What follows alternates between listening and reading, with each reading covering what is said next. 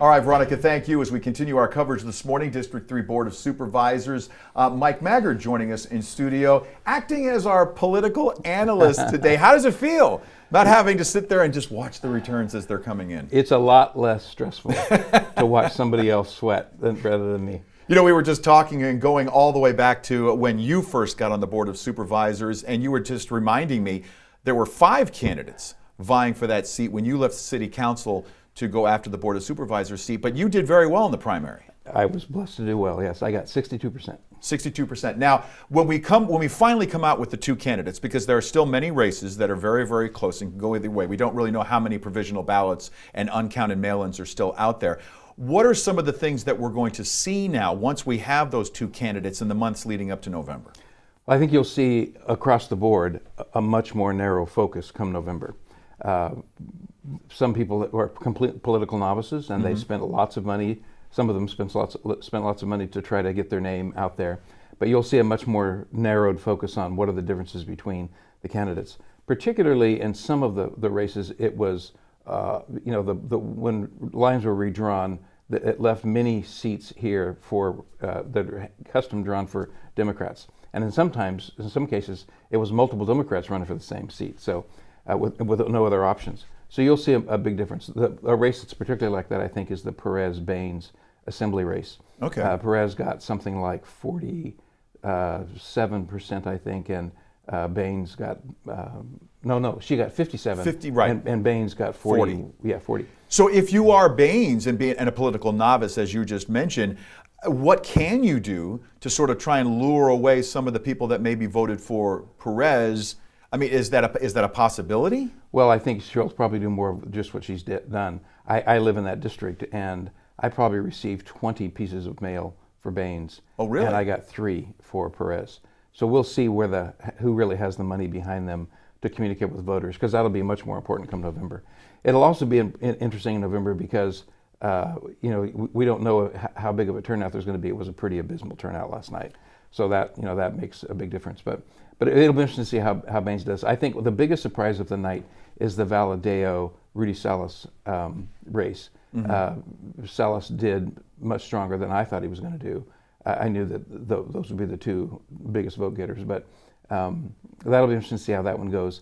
And it will also become much more. The gloves will come off. They'll duke it out come November in a race like that.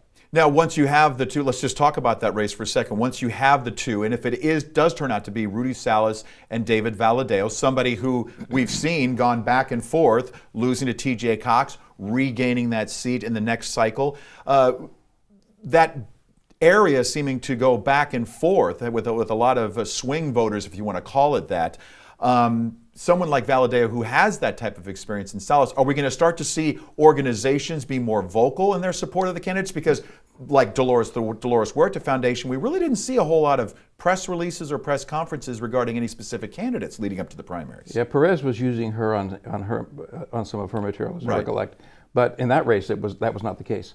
So we'll see what happens. I think what we'll see in the congressional race come November is that the National Republican Committee and the PACs that go along with it, they're hoping to sweep the country and take back the House.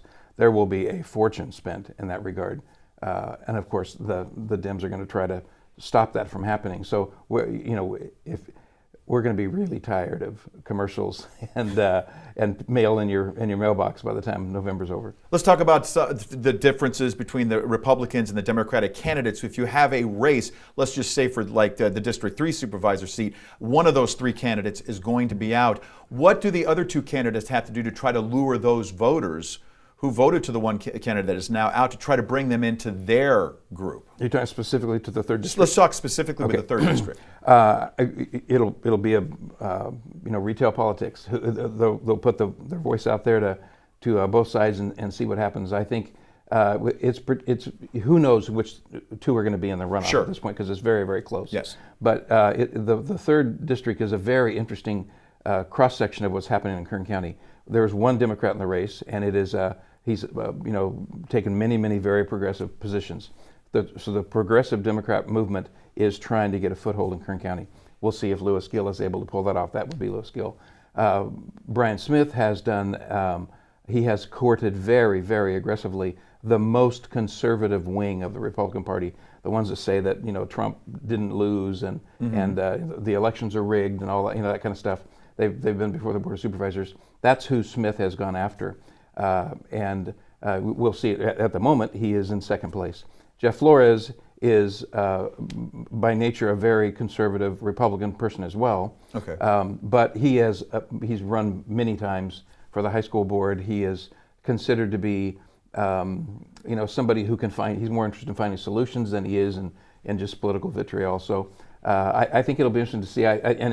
Real quick, just to one person's name is touch Flores. That's going to play big into the race. Okay, so you have, let's just say for just argument's sake that you would have two conservatives, Flores and Smith, advancing. Let's say those are the two that advance. Okay. How do you lure a progressive voter to then vote for one of those two candidates, or do you find that they just don't vote for They might, either? they might not vote. Okay. That might be the case. Okay. That vote might be even more suppressed. But